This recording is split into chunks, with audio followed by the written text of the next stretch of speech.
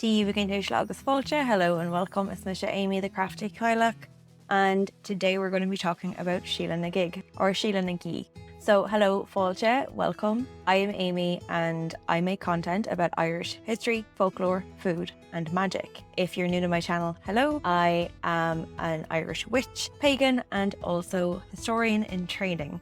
And my special interests include Irish history, particularly 19th century history, and also Irish women in history and folklore. So today we're going to be looking at the infamous Sheela-na-Gig carving. So before I get into the carvings themselves, I want to talk a little bit about the etymology of the name Sheela-na-Gig or Sheela-na-Gi. So there's a lot of debate about what Sheela-na-Gig actually means. Some of the strongest theories are that it either means Sheela of the breast or Sheela of the vulva. So to take the first theory comes from a potential previous spelling or kind of like an anglicization of the term Sheela-na-Gigs, which would be Sheela of the breast. You might have heard of Guig Anan, which are the paps of Anu, or the two breasts of Anu,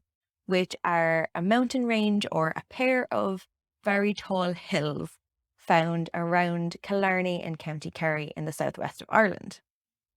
So these very large hills appear in our Irish landscape and look like a pair of breasts and have thusly been named after one of the Irish goddesses. So while Guig to Gi or Gig isn't that far of a jump, and it may make sense given that these are generally referred to as female figures, the fact that not every Sheela has breasts would really have this in the theoretical kind of section of things. We don't know for sure what Sheela-na-Gig means, where it came from, but this is one of the main theories on what it means. Other theories say that Gig could also mean buttocks, but given the visual representation on these carvings, generally they are front facing, so you're not going to see the butt looking from the front. But again, that's just a theory that is there. A theory I'm more likely to align with comes from Barbara Walker. Or not necessarily coming from Barbara Walker, but has been put forward by Barbara Walker. And I have seen it quite a bit online as well, of people suggesting that this would be the actual meaning of Sheela-na-Gig or Sheela-na-Gi. Why I'm saying Gi is that Barbara Walker had suggested that Gig or Giggy was in reference to the vulva. This is particularly important, and why I specifically kind of lean more towards this theory is that in Hiberno English, in Irish modern culture, we often refer to the vulvar region by using the term gi. Not only does this also have a whole list of different insults associated with the word gi, but also is particularly funny anytime anybody is looking for clarified butter or speaking about clarified butter. The earliest form of the name dates back to 1781, and interestingly, there was also a British Royal Navy ship that was called Sheela-na-Gig, and this was translated or given the meaning of Irish Female Sprite. If you saw my video on Irish Fair Folk fundamentals, you might remember that another name for the fair folk is the she or Deanie she, people of the mounds. So she and Sheela are quite similar. So it could also be possible that Sheela is a she being. Like a lot of stuff in Irish history and folklore, we don't know for certain. So what are they? Quite simply, Sheela-na-Gig are bas relief stone carving. Generally, they are very simple figures that are reaching around and holding their vulva open. Usually they're bald. Sometimes they will have hair. A lot of the scholarship around these figures does describe them as female figures. They're not always identifiably female. Also, gender is a social construct. They come in various different shapes and sizes, in different postures. They range in height. Some of them have breasts, some of them don't.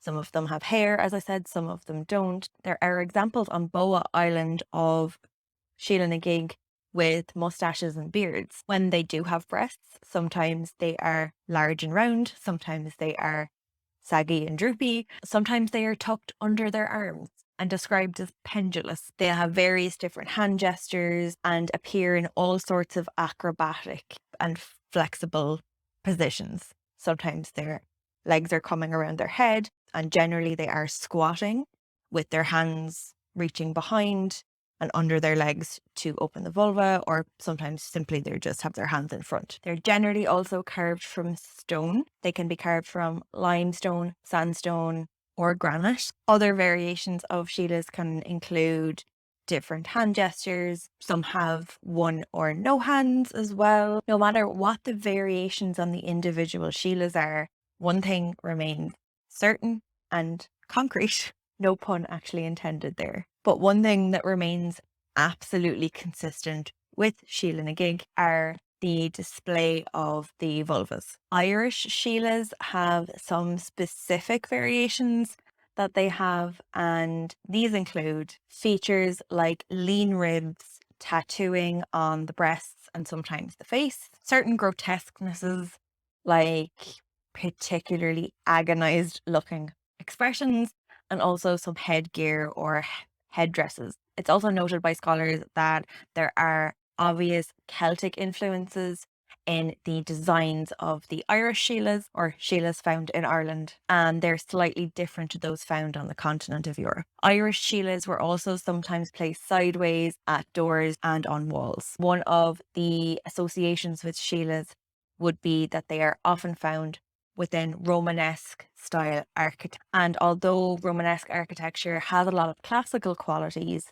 it has particular decorative stylings that include a lot of this type of grotesque carvings and designs. And these would have emerged in the 11th and 12th century. And in the 11th and 12th centuries, we see a lot of Norman influence in Ireland for, I'm hoping, obvious reasons. So it's no wonder that we have a lot of these appearing, particularly in stone castles and other buildings that would have been influenced heavily by the Norman invasion. Sheelas can be found in lesser featured areas of buildings, such as on the corbelling of roofs and structural architectural features. Scholars like Andersen have suggested that the reason that they're found here in these kind of hidden places and places that wouldn't have necessarily had prominence is because these would have been away from the scrutiny of the monks who were supervising the building of these castles or churches. So Andersen theorizes that there was a subculture of rebellious art, almost like medieval graffiti, where Sheilas were found next to mermaids, acrobats, entertainers, and also male exhibitionists. But while they are found in these hidden or more hidden places, they also are found in places of prominence. Sheilas are found in Western France, in Britain, Northern Spain, and Ireland, among other places. Generally, they're found at entrances and on walls of churches and castles, on holy wells, towers, standing stones, and also have been seen on funerary monument of a bishop. As I mentioned, they are quite popular at doorways and entrances, but also at windows. So liminal spaces, portals, places you can come in and out of. And this would suggest that there was some protective quality to having a Sheela and where they were placed. If you saw part 1 of the honeymoon vlog, you may remember that we spotted, or rather Dylan spotted, a Sheela on the wall of Bunratty Castle inside the banquet hall near a window, and it was looking towards the window. The exact function of these grotesques isn't 100% known. We can't know for certain what they were used for, but there are various theories. In reference to finding these in locations like Romanesque churches, there is a very strong theory of them depicting one of the 7 deadly sins and also vilifying female sexuality and females in general being associated with sin and the evils of the flesh. This is a theme that is seen throughout Christian iconography and also verses where women will be depicted as sinful, lustful, and all of that stuff. So there is very much a theory among scholars that are looking into these types of figures to say that this was to depict or warn against being lustful and to show the grotesqueness of female sexuality. But we don't know that for sure. Much of what's been recorded in terms of folklore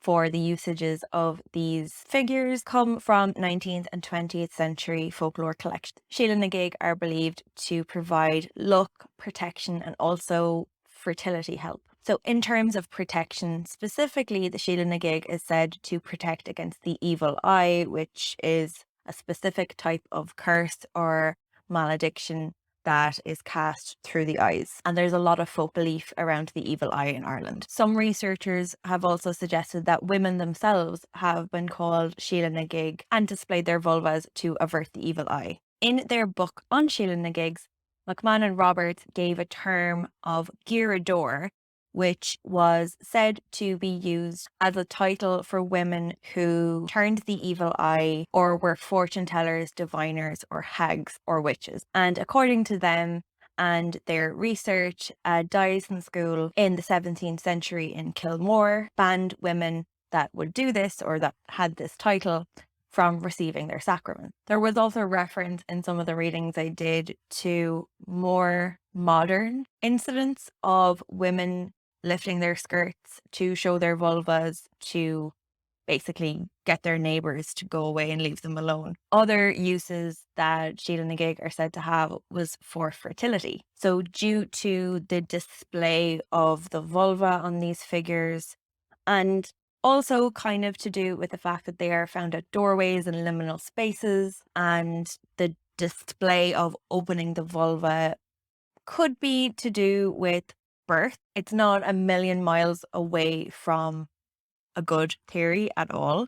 And also some of them do appear with pregnant bellies. But again, we can't know exactly 100% what the meanings of these figures were. Many scholars also looking at these figures in terms of gender studies and women's studies do think that this symbolized female empowerment, female sexuality, and sexual empowerment. While this theory is quite gender essentialist, it does bring up some interesting parallels with some of the lore and stories we have from Irish manuscripts and history and legends. Merriam-Robbins Dexter and Stargood make some interesting links between Sheela-na-Gig and also female figures in Irish lore and legend. Notably, they talk about Queen Maeve, who is an Irish goddess of sovereignty and also heavily featured as one of the main characters in Anton Bo Cúailnge or the Cattle Raid of Cooley.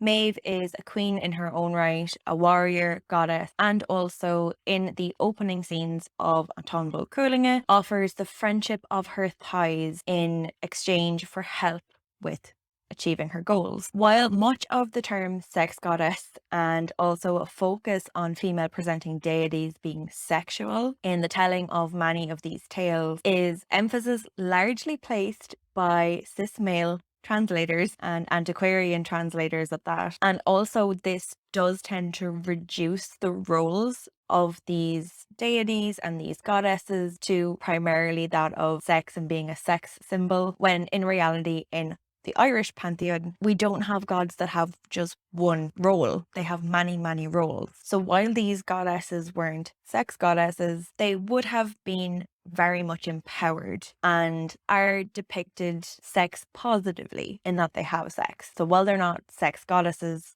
they are goddesses who have sex. Goddesses are also recorded as having sexual unions with kings in order for a transfer of power to happen and to ensure the fertility of the land. As a sort of sovereignty contract, this was a duty of a king to interact with a goddess in this way was part of his kingly duties. Dexter and Good also talk about the story of Dá Derga's hostel, or specifically Tógáil Brúne Dá Derga, the destruction of Dá Derga's hostel. During this tale, an old woman is chasing one of the characters of the story, and she appears as this omen or portent. The woman is described as a woman of a huge mouth, big, dark, a trouble, ugly, and that her lower lip, i.e. her labia, extended to her knee.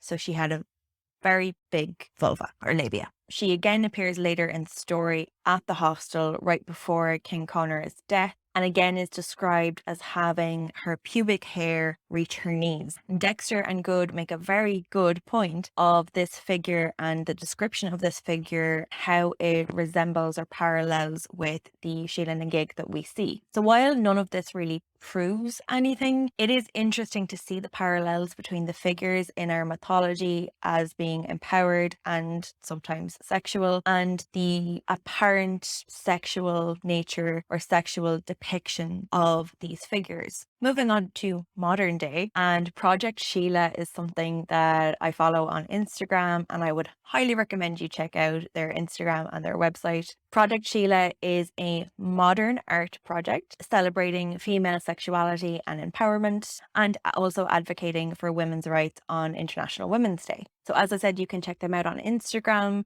and you might also see random Sheelas around the place. We spotted one when we were in Dublin back in October, and they also have a shop if you would like to get some Sheela memorabilia.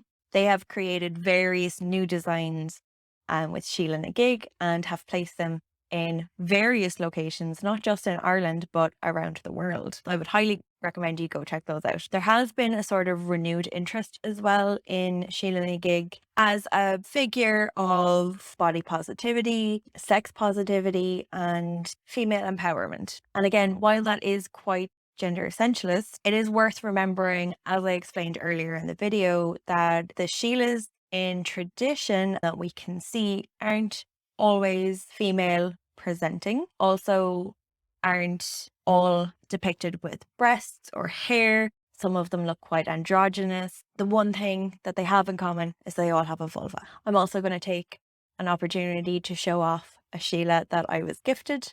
So this Sheela was gifted to me by the Bearded Badger storyteller when I went up recently to Dublin to the Leprechaun Museum, and I think it's quite funny. It kind of reminds me of the old guys in the Muppets. So that was the first thing when I thought of it, and now I can't look at it without seeing the two guys up in the balcony from the Muppets, and that sits proudly on my bookshelf over there. I love it. So Sinead, that is it for this video. Gurb míle maith go Teacht. Thank you very much for coming.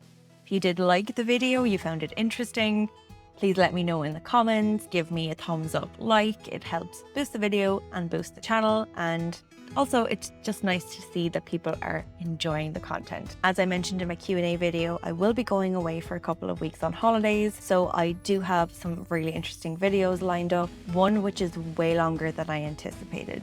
So yeah, make sure also to follow along on Facebook or Instagram if you use those platforms, and on Twitter, where I occasionally post if you want to keep up to date with news and updates on content coming out. But for now, I'm going to say slán go fóill. I will see you soon.